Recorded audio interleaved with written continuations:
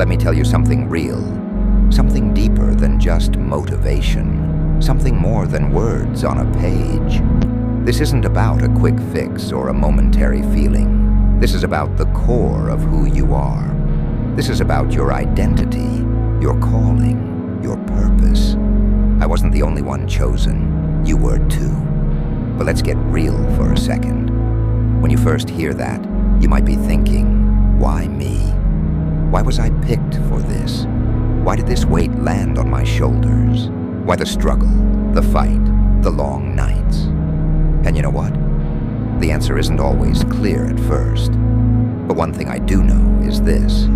You were chosen because you can handle what others couldn't. God doesn't pick based on perfection. He picks based on potential.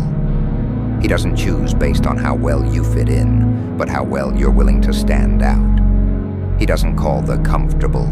He calls the courageous. He doesn't choose those who've never been through the fire. He chooses those who have been refined by it. Because you were made to carry weight.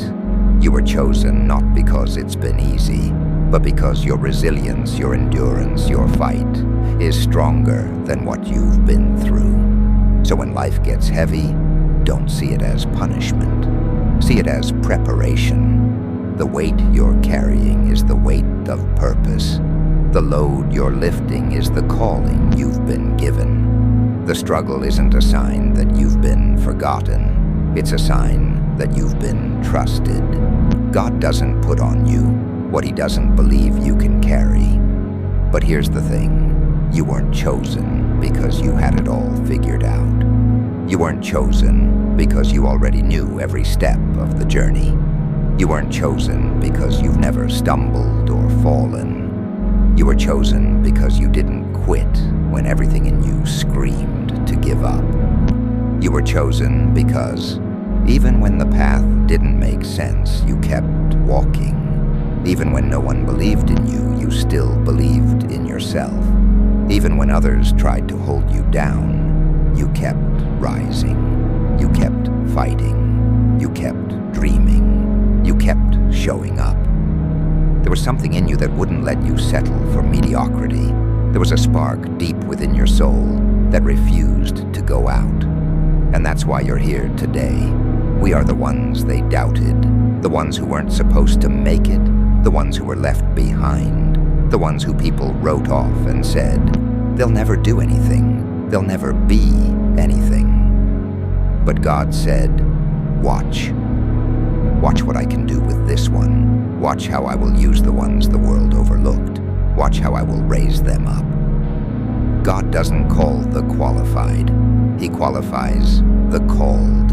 He doesn't wait for you to be perfect before he uses you. He meets you where you are, but he refuses to leave you there.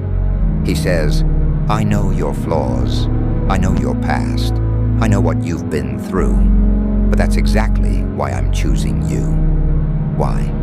Because the world needs to see what happens when God's grace collides with human imperfection. The world needs to see that what God starts, he finishes, and he finishes it with glory.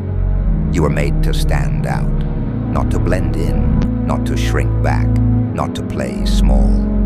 You were made to shine, and whether they follow you, fight you, or forget you, your calling doesn't change.